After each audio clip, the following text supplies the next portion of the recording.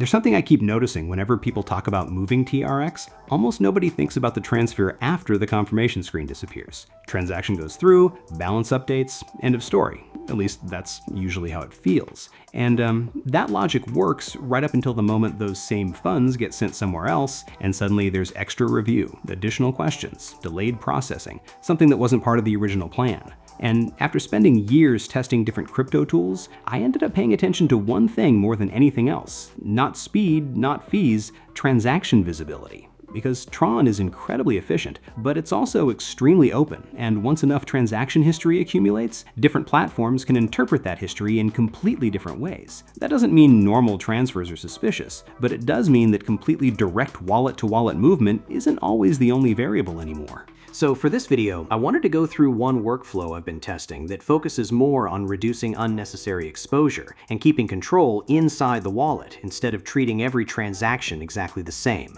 Alright, I'm opening the interface first. I usually prefer doing it this way because the actual flow tends to explain more than a long feature list. So first step, connecting the wallet I'm using. There's several supported methods here. For this example, I'm sticking with Trust Wallet.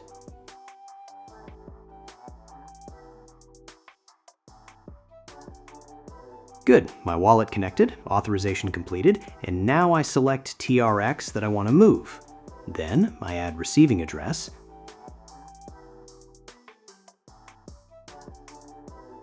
Then I enter the amount of TRX. And below that, there's the routing section. This is basically where the transfer behavior gets adjusted. It controls how many intermediary addresses participate before funds reach the final destination. The higher the value, the less linear the transaction path becomes from an on-chain perspective.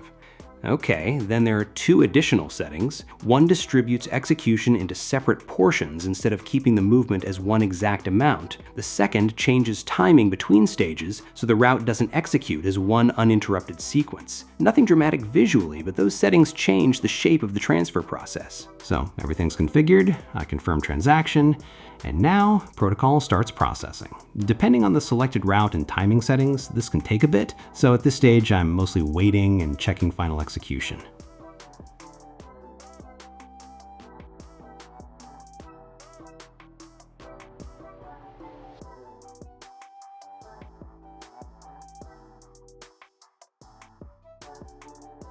Good, my balance refreshed, TRX arrived, transfer completed.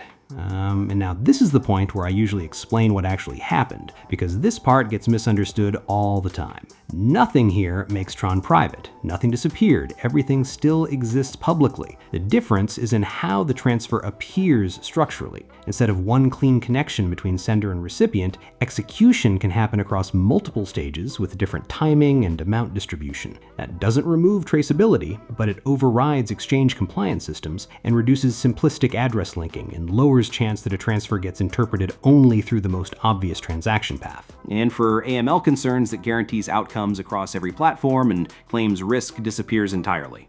Anyway, that's everything I wanted to show in this one. I wanted to keep it practical, connect, configure, run the transfer, and then explain what actually changed instead of turning it into theory. Hopefully this made the trade-offs around transparency, routing, and wallet control a little easier to understand.